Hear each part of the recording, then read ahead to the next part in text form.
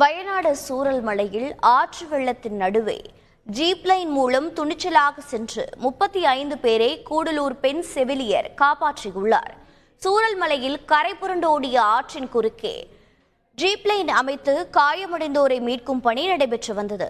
அப்போது ஆற்றை கடந்து செல்ல ஆண் செவிலியர் யாரும் இல்லாத போது கூடலூரில் இருந்து வந்திருந்த சபீனா என்ற செவிலியர் உயிரை பணயம் வைத்து ஜீப் லைனில் சென்றார். அங்கு காயமடைந்திருந்த 35 பேருக்கு முதலுதவி சிகிச்சை அளித்து காப்பாற்றினார். ஜீப் லைனில் மூலம் சபீனா சென்ற வீடியோவை பலரும் பகிர்ந்து பாராட்டி வருகின்றனர். நேர